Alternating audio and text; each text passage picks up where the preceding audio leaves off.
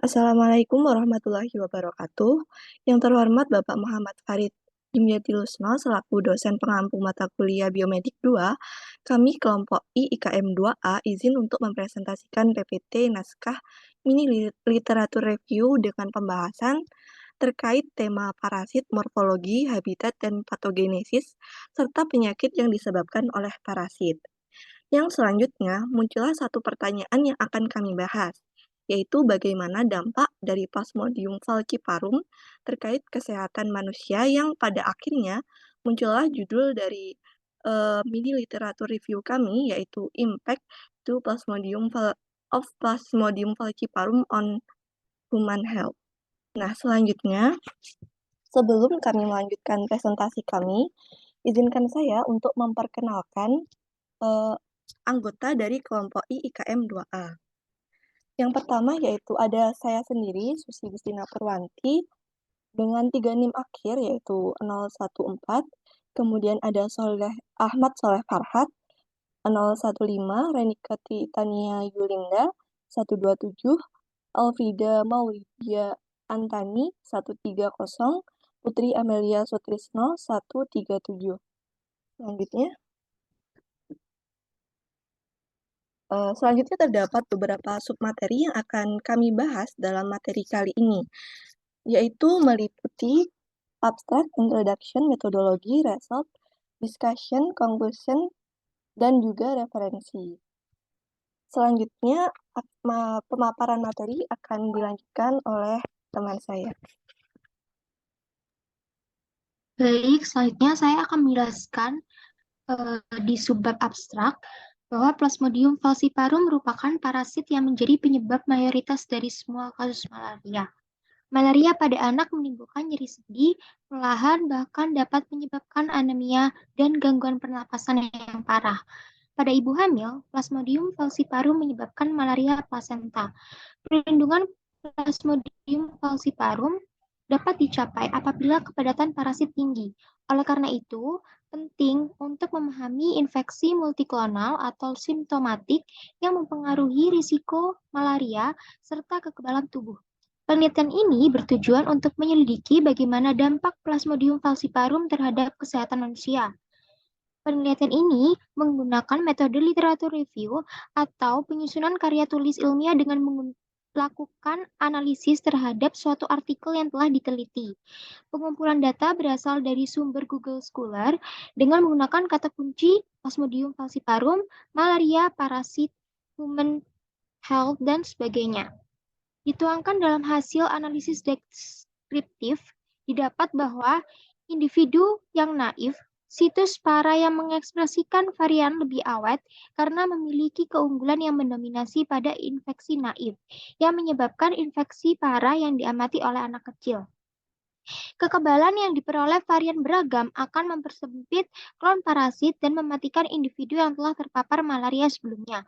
Dengan demikian, penting bagi seseorang untuk memelihara kekebalan tubuh guna mencegah dampak Plasmodium falciparum terhadap kesehatan tubuh.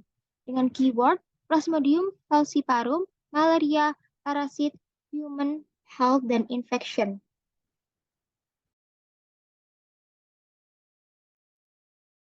Selanjutnya yaitu introduction dari artikel kami. Plasmodium falciparum merupakan parasit malaria yang paling umum di benua Afrika.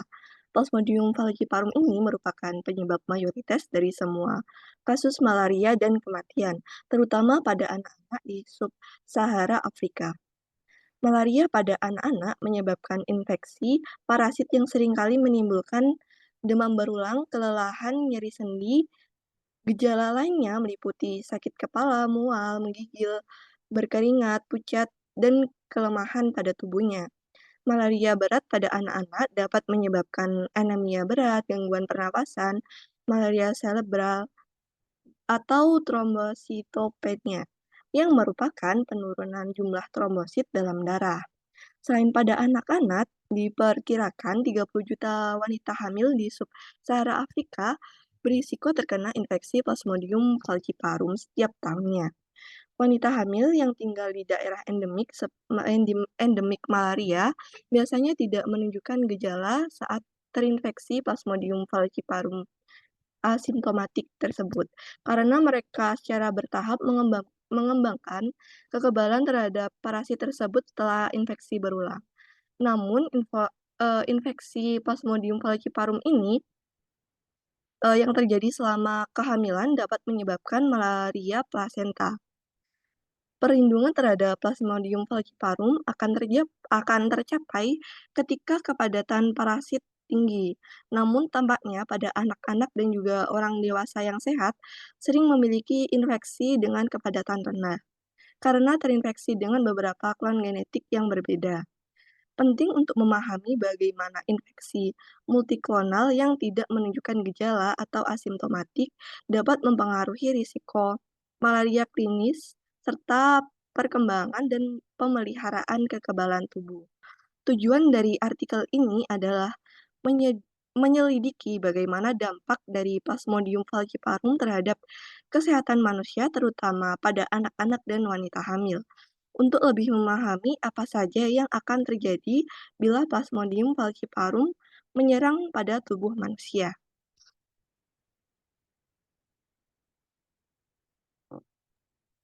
Selanjutnya, saya akan menjelaskan tentang metodologi yang kami gunakan.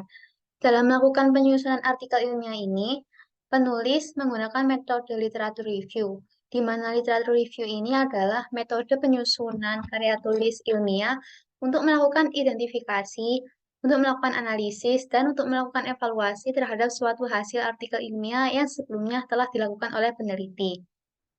Sebelumnya, penulis membuat rumusan masalah mengenai topik yang akan dibahas. Pengumpulan data yang dibahas oleh penulis berasal dari salah satu sumber pencarian jurnal, yakni Google Scholar. Kata kunci yang digunakan penulis dalam pencarian jurnal agar sesuai dengan topik yang dibahas adalah Plasmodium falciparum, malaria, parasit, human, infection, dan lain sebagainya. Jurnal yang penulis analisis adalah jurnal internasional dengan ketentuan 5 tahun terakhir sejak pertama kali dipublish. Penulis melakukan analisis jurnal dengan melakukan analisis deskriptif, di mana analisis deskriptif adalah data yang telah diperoleh akan diuraikan secara naratif agar pembaca dapat memahami dan mendapat informasi yang jelas mengenai artikel yang telah penulis telaah.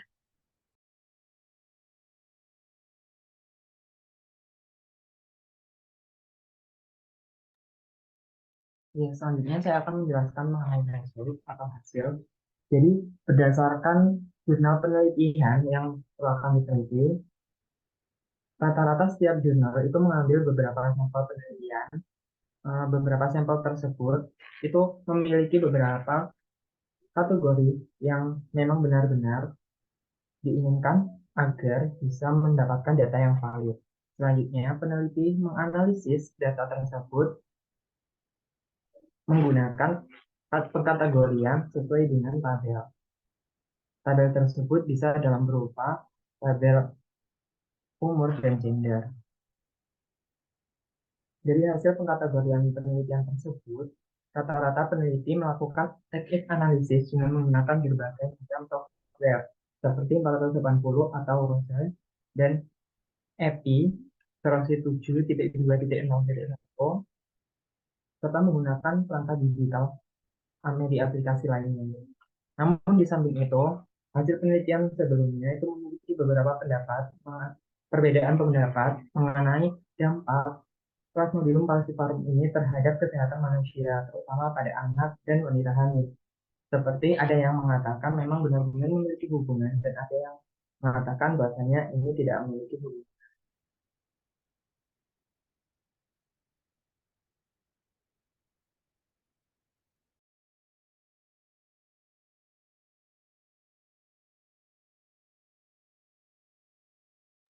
Selanjutnya yaitu discussion dari hasil telaah artikel yang telah kami lakukan. Dari peninjauan yang sudah dilakukan, ditemukan bahwa Plasmodium falciparum menyebabkan berbagai risiko terjadinya infeksi atau penyakit, khususnya malaria. Orang yang terinfeksi dengan Plasmodium falciparum ini mengalami penurunan glikoprotein membran permukaan trombosit karena adesi berlebihan trombosit ke sel darah merah yang dinaungi oleh parasit. Sebagian besar anak dengan malaria falciparum memiliki jumlah trombosit yang rendah dibandingkan dengan populasi kontrol. Selain berhubungan dengan trombosit, Plasmodium falciparum juga mempengaruhi infeksi asimptomatik multiklonal. Dalam artikel yang sudah ditinjau menjelaskan bahwa risiko yang ditemukan bervariasi dengan usia dan pengaturan transmisi. Selanjutnya, dalam artikel yang berisi tentang risiko malaria pada kehamilan dan bayi, didapatkan hasil mengenai efek plasental malaria pada risiko malaria bayi berkurang dari waktu ke waktu. Sebagian besar hasil penelitian menunjukkan adanya peningkatan parasitemia pada bayi baru lahir dari ibu penderita parasitemia. Bayi yang lahir dari ibu dengan parasitemia selama kehamilan mungkin berisiko lebih tinggi terkena malaria klinis atau parasitemia karena mereka tinggal di lingkungan dengan risiko penularan malaria yang tinggi. Namun tidak ada bukti yang cukup untuk mengkonfirmasi atau mengecualikan hubungan kausal antara malaria inplasental dan risiko malaria selama masa bayi. Next. Tinjauan artikel ini memiliki beberapa keterbatasan. Yang pertama, tidak konsistennya sampel yang ada pada setiap artikel. Kedua, keterkaitan antara artikel yang ditinjau hanya bisa ditarik melalui satu kata kunci, yaitu Plasmodium falciparum, karena ketidakcocokan sampel yang dikaji di setiap artikelnya. Meskipun demikian, tinjauan artikel ini sudah cukup untuk menjawab pertanyaan mengenai hubungan Plasmodium falciparum dengan kesehatan manusia sesuai dengan tujuan penulis dan sesuai dengan penelitian-penelitian yang sudah ada sebelumnya.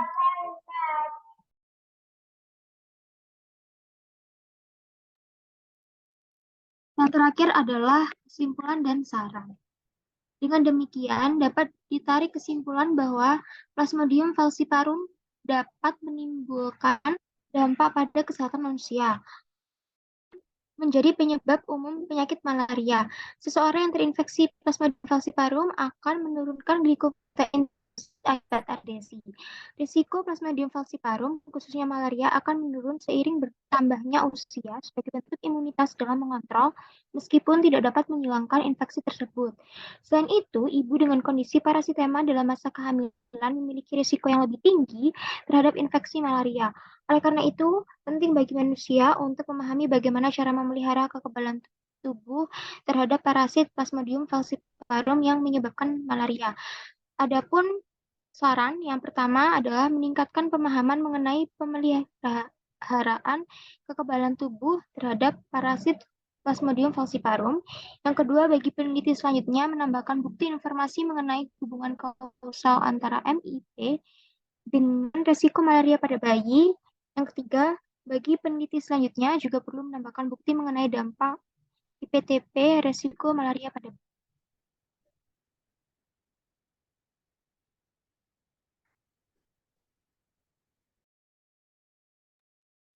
Berikut ini 3 referensi yang kami gunakan untuk menyusun naskah. Next. Demikian dari presentasi naskah mini literatur review kami. Kami mohon maaf yang sebesar-besarnya apabila ada tutur kata atau tindakan yang kurang berkenan. Terima kasih atas waktu dan perhatian Bapak. Wassalamualaikum warahmatullahi wabarakatuh.